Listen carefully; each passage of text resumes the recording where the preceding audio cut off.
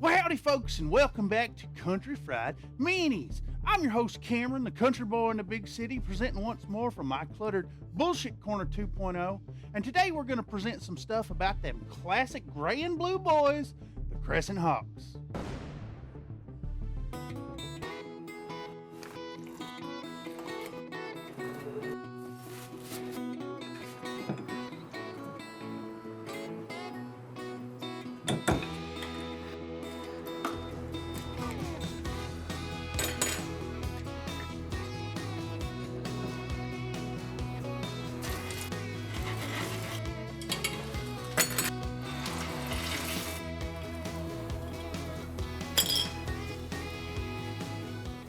Okie day, folks, let's dive in on this project and start work on this iconic unit. Having chosen this grip of mechs as a gift to a friend, we've worked together to pick out some specific chassis and pilots.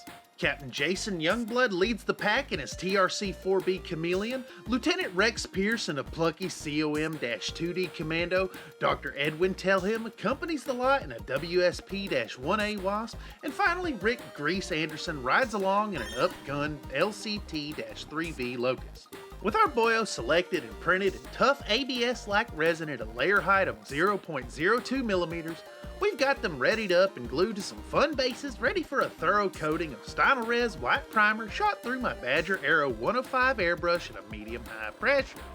With them all primed up, we'll dig into this classic paint scheme with some neutral Vallejo medium sea gray and set to establishing the first of our tricolor paint-up tones with a bit of variation on each model. We're going with about 45% coverage in gray, 45% in blue, and the final 10% in yellow, but with a slightly different distribution between each of the models so that we have some visual interest while still maintaining a look of unit cohesivity. For instance, where we went with gray thighs and upper arms on our Wasp, we'll go with lengthy socks over the entirety of the legs on this long striding Locust.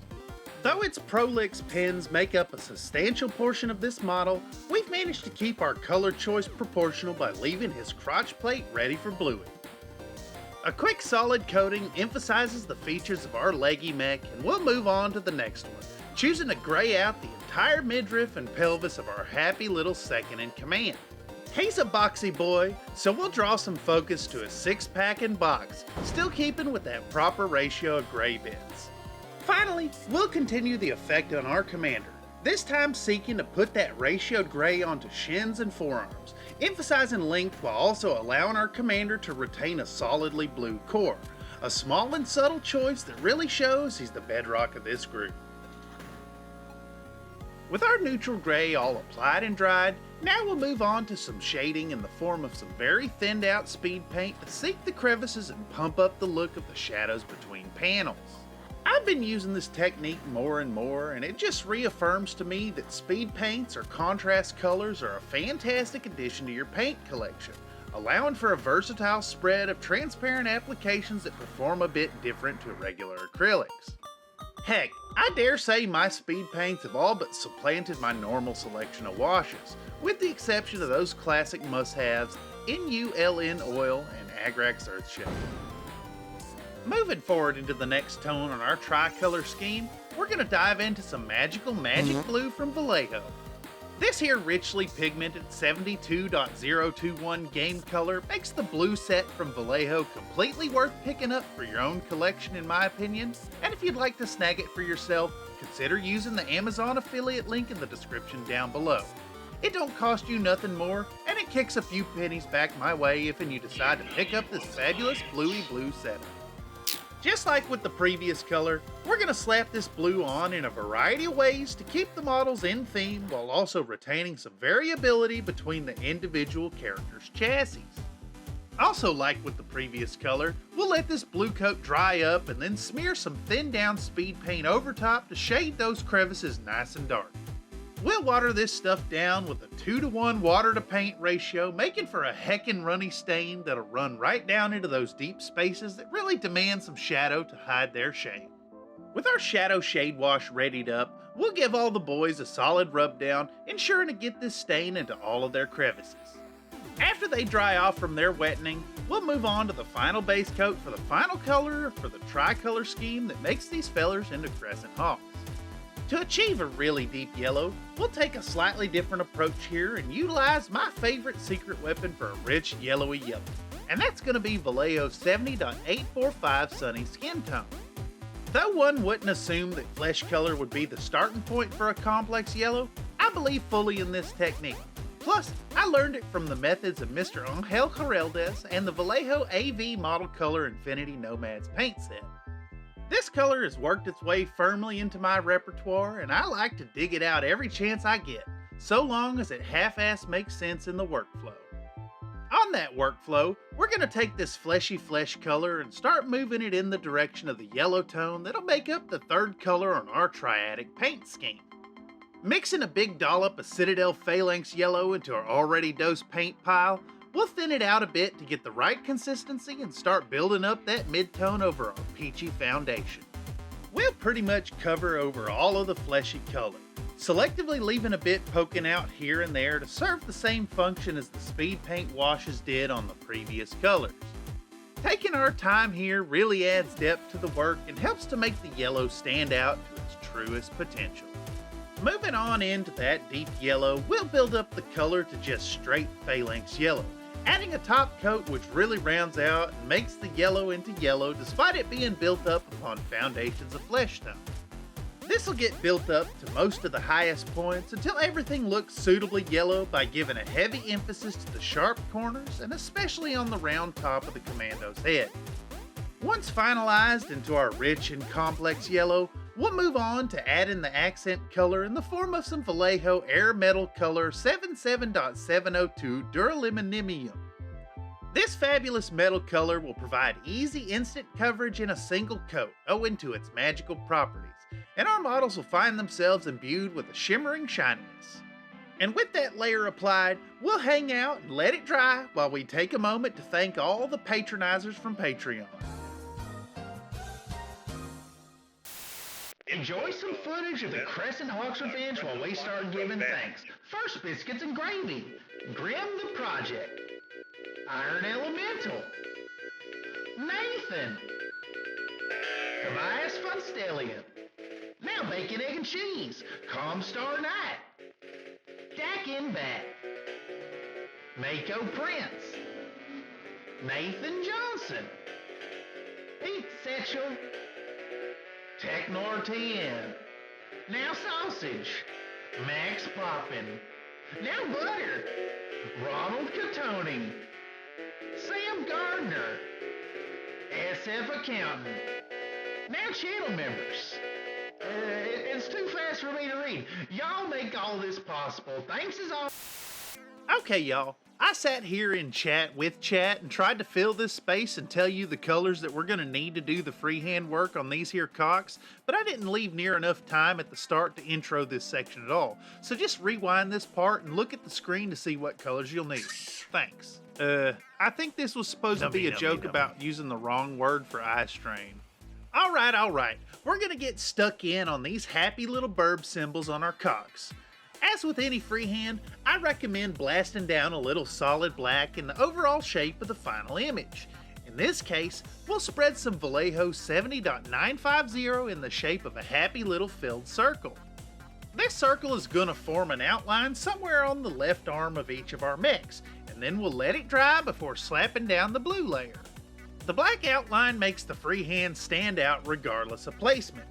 Not every mech in this lance will have such a bright yellow patch ready to receive the Cox logo, and the dark framing makes it work wherever we put it. Anyhow, we'll mix up the right blue by stirring in a bit of 72.118 Sunrise Blue into our 72.021 Magic Blue. That magical magic blue is almost dead on, so just a touch will make it pale up into our proper Cox blue, ready to form that blue burb right over top of that black shadow foundation. We'll just fill in all of that circle except for a tiny outline and use it to form the underlayers of our burb symbol before moving on to some thinned out 70.951 white by Vallejo and putting down a nice bright lozenge right in the middle of the symbol. It really helps to think about our painting as a layered construction, forming each of the constituent parts from the bottom up.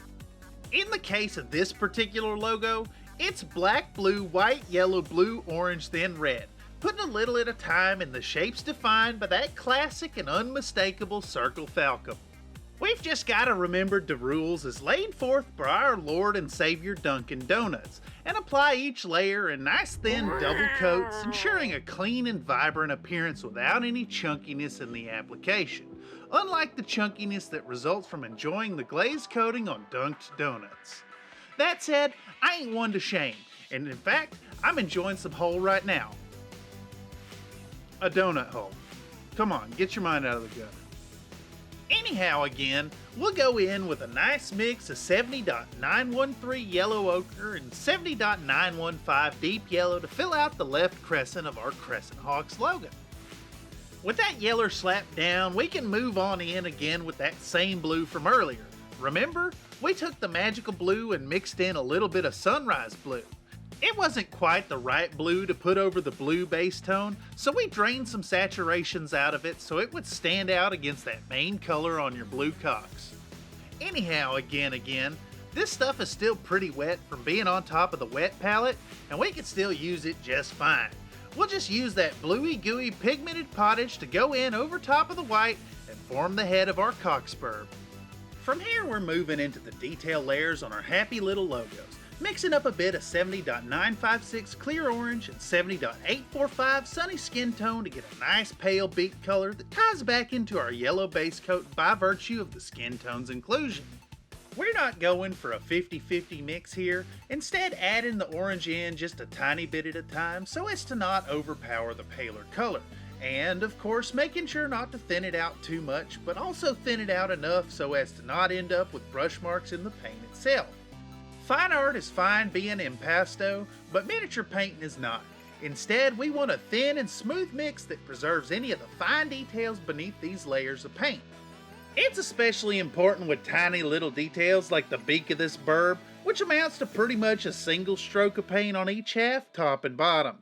We'll put those halfsies on our raptor's face and get ready to slap the final tiny touches that'll make this iconic symbol into a recognizable representation. Finally, we'll take a super sharp brush and some 70.957 flat red and put minuscule dots of that red to form the eyes of our Crescent Hawks hawk logos.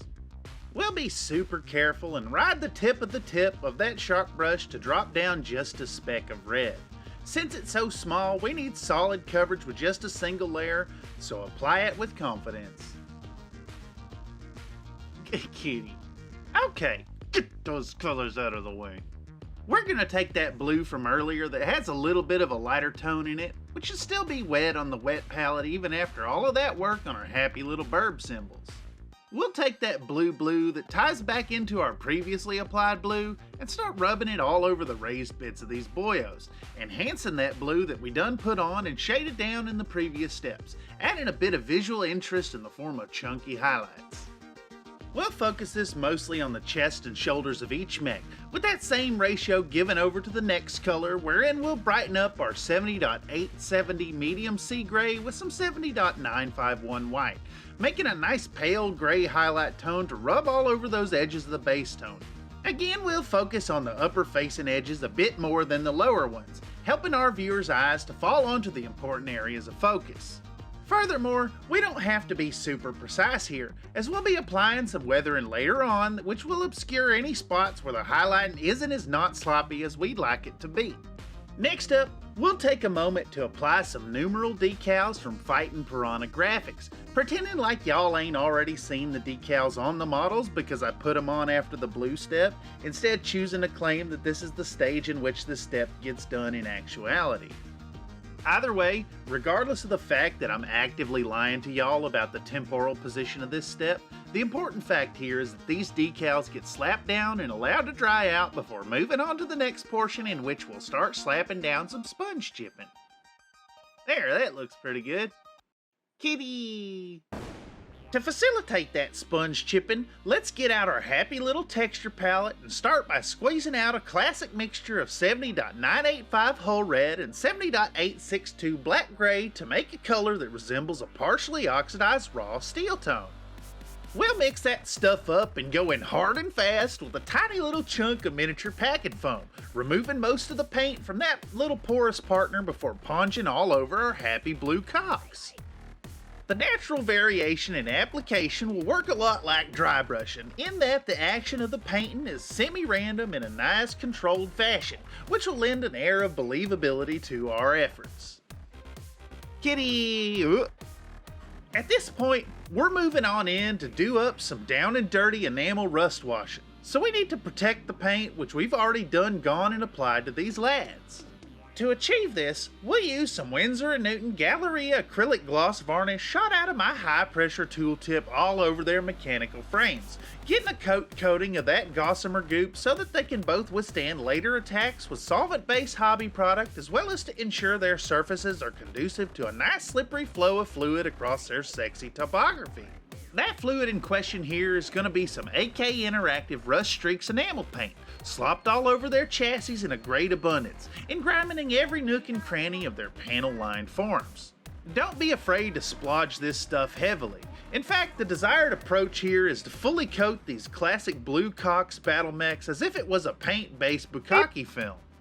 I mean, really get it all over until you can't see nothing but the enamel paint all over you. I mean them. Also worth mentioning here, make sure to wear some prophylactic protection to keep your fingies clean and free of taint when working with solvent-based chemicals. Despite rumors that xylene will give you superpowers, paint stripping chemicals are actually poison, and you should do everything you can to prevent them from entering your body, regardless of point of entry. Once applied, we'll let it dry for at least 4 hours before moving back in with our cleanup towel and some mineral spirits to remove the vast majority of the stain from their bodies. We want to leave a bit of crud in the crevices and lower segments of these lads so that they get a nice contrasting effect that helps to sell a tiny hint of realism in our paint job. I like to dab solvent all over with a nice fat tip brush to break up the partially cured coating, getting the models good and soaking wet before coming back in with a rub down using paper towels to remove the now softened grime coat. From here, we're going to set them aside and let them dry fully before going on in on those cockpits and laser holes with some fancy jeweling to make them look really nice. We can't do this step before the grime wash because we really don't want any of the crud in the crevices of these sensitive bits. Instead, we're going to do them up how we'd always approach it in any other model. The care given to the matte and clean coloration here will really amplify a proper candied look to all our shiny stuff. And it's at this point I realize I lost a bunch of footage.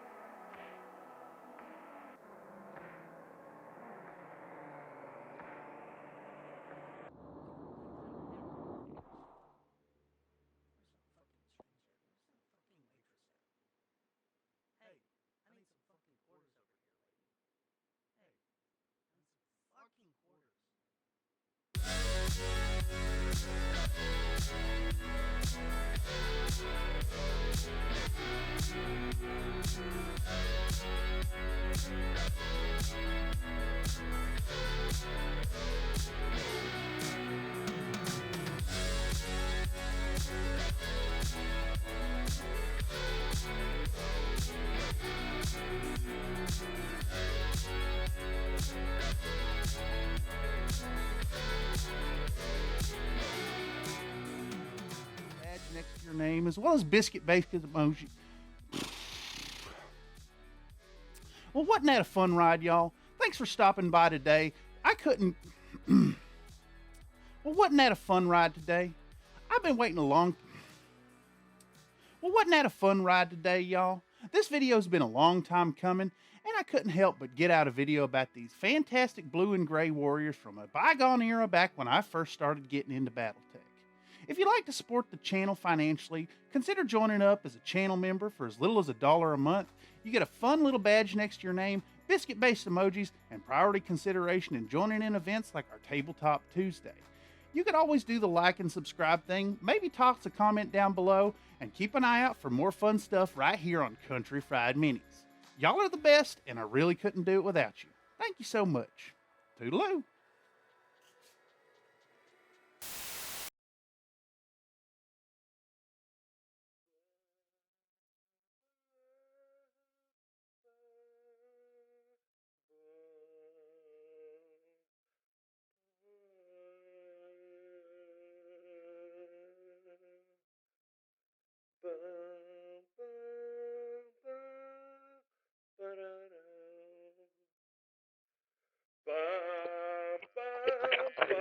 BR-177 would be. And they're not actually high, so we are here to offer you the chance to be fully assimilated into I find it that because of a semi-new world that shit with really bad skill. But really offering you an option, but we thought if we did it like in a show, you guys would be more compliant. You would be assimilated. Resistance is futile. Thank you.